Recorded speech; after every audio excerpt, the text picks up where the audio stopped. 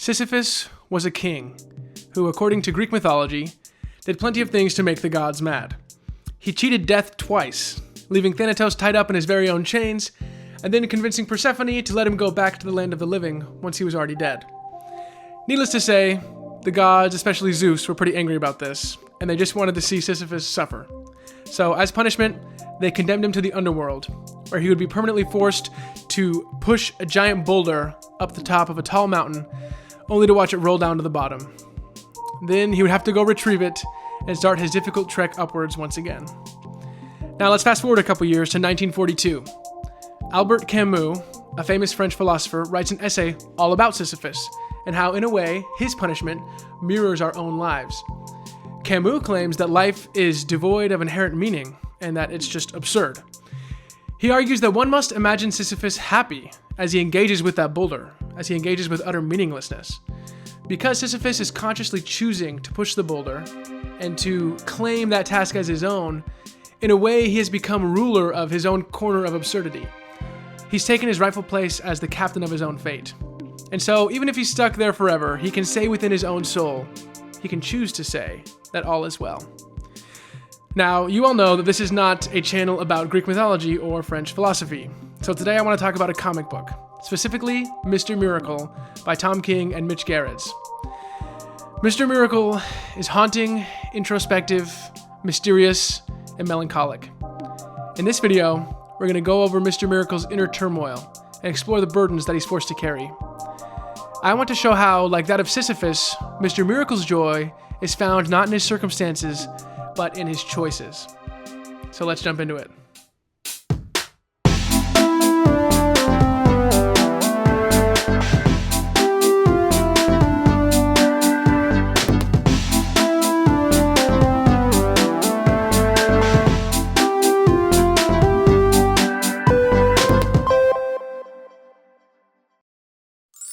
Okay, so before we get started, I want to give some background, like some lore around Mr. Miracle, because I know he's a much lesser known superhero.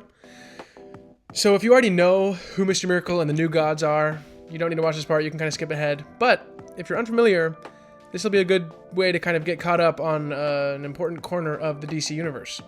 So, a long, long time ago, there were the old gods, and they were locked in like a brutal conflict, a brutal war, that, in the end, wiped them all out. But from the ashes, two new planets were formed, New Genesis and Apocalypse. These two planets are the homes of the new gods, a large cast of characters consisting of Mr. Miracle, his brother Orion, some guys named Metron and Lightray, etc. A bunch of random characters. The High Father is the ruler of New Genesis, which is like the good planet, and Darkseid rules over Apocalypse, which is the evil planet. Darkseid is always trying to conquer and plunder, and his ultimate goal is to discover the anti-life equation, which would give him power over free will and hope. I know this all sounds crazy, but it is important to the story. Anyways, as part of a truce, like a peace agreement between the two planets, the two leaders decided to trade their sons. Darkseid gave his son to the High Father, who raised that child as Orion. The High Father gave his son to Darkseid, who threw the kid into the X-Pit, which is like the torture chamber on Apocalypse.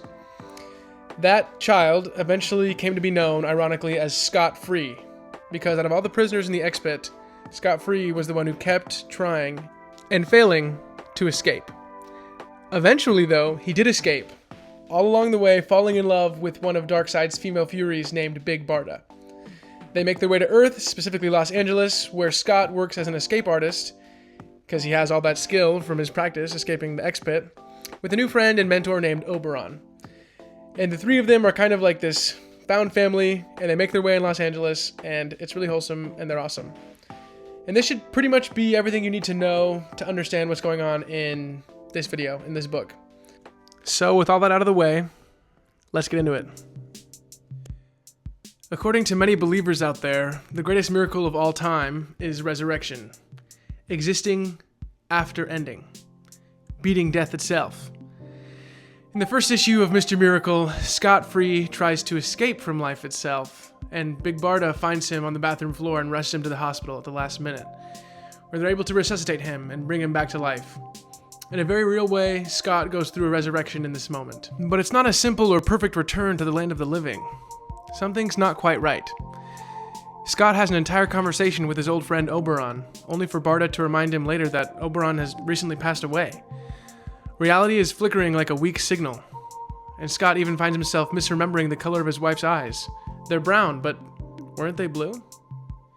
Scott-free, as the biological son of the Highfather from New Genesis, is known as the Son of God. However, unlike the more traditional holder of that title, Scott's resurrection was not the end of his trials, but only the beginning. Like Sisyphus, who was punished for cheating death, Scott's resurrection isn't a majestic exclamation point. It's more of a hazy question mark. After his return home from the hospital, the story follows Scott's rough road back towards some semblance of normalcy. He tries to get back to his performing career, but is quickly pulled into the war between New Genesis and Apocalypse. And the war is brutal. When Scott and Barda are worn thin from the endless conflict, Orion accuses Scott of treason. He pushes Scott to his very limit, even going so far as to imply that Scott is an agent of Darkseid, infected with the anti-life equation. The saddest part is, Scott can't be entirely sure that Orion is wrong. After all, nothing's been quite right since that moment on the bathroom floor. To make matters much, much worse, many of Scott's friends and family members meet their ends in the war. His friend Forager, Granny Goodness, and then even Orion are all killed right in front of Scott. When Darkseid kills Orion, Scott inherits the title of Highfather, and now has to deal with command of the entire New Genesisian army, as well as attempt to settle peace deals with Apocalypse. Along the way, he ends up having a son with Barda. It's as if gigantic responsibilities are constantly being thrust upon him just when he's least ready for them. While he's lost in his post-resurrection confusion, Scott's life is totally out of control. And it's not just his perception. The people around him are constantly dictating his actions. Instead of writing his own story, it seems that Scott's story is writing him.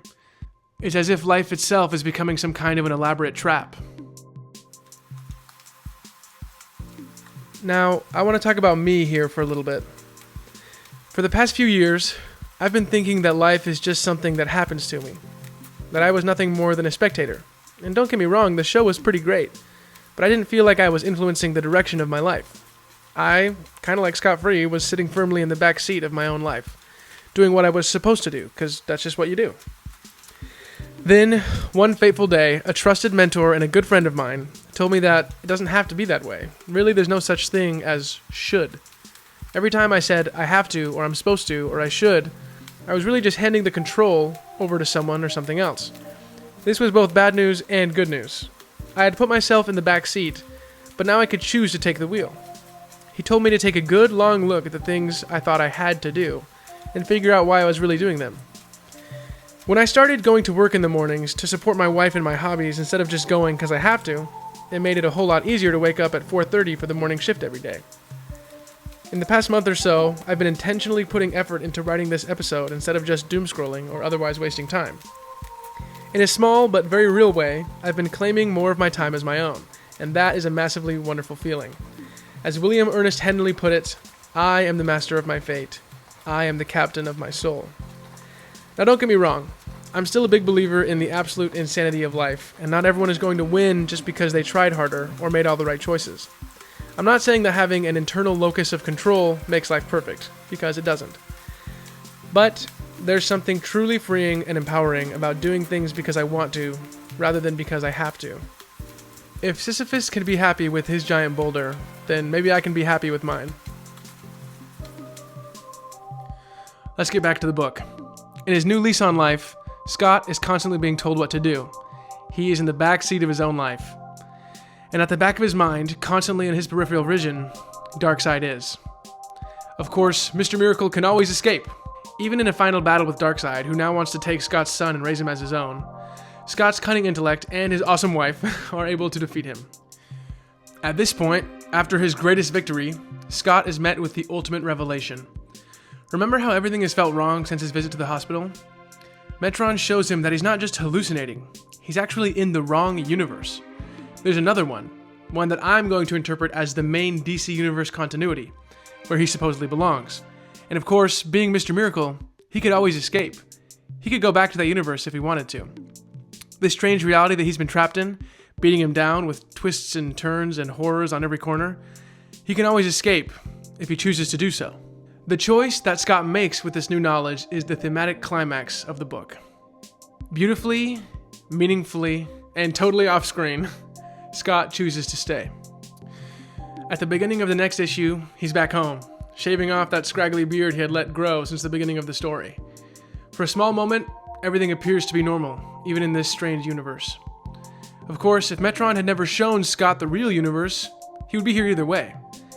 The important part isn't that he's here in this universe, it's that he's choosing to be here. He is intentionally present, and he is no longer in the passenger seat.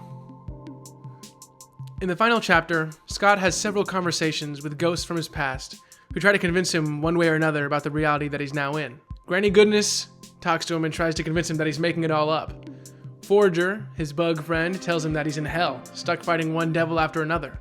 Orion thinks that Scott is in heaven, living a life free of challenges. And Darkseid? Well, Darkseid is.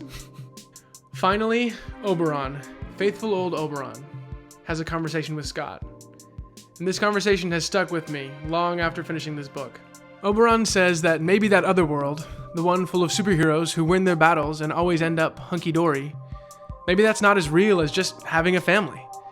Being or trying to be a good husband and a good dad is hard, and it'll break your heart, but there's someone out there who'll help you put it back together. Like Sisyphus, Mr. Miracle is stuck with these responsibilities. Unlike Sisyphus, however, Scott's rock, his boulder, is able to heal him in return. His family fills his life with struggle, but it also fills it with joy. Babies are obviously a lot of work, but he fills Scott's life with purpose and meaning. I believe that one must imagine Mr. Miracle happy.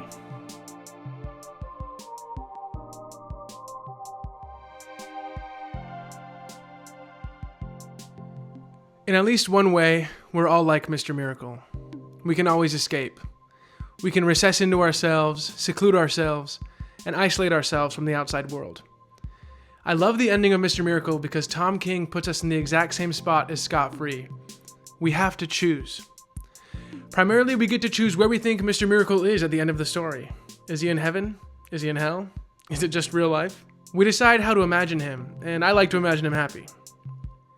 But then, after the book is closed, we get to choose how we see our own reality. Are we stuck pushing a giant boulder up a mountain only to watch it roll down? Is it all worth it? I believe it is. It will be, especially when you find the one who'll help you put your heart back together. Be it a friend, a partner, sibling, whoever. Family can be found right where you'd least expect it. So keep looking for them. And maybe you're the one who's here to put their heart back together too. Thanks for watching.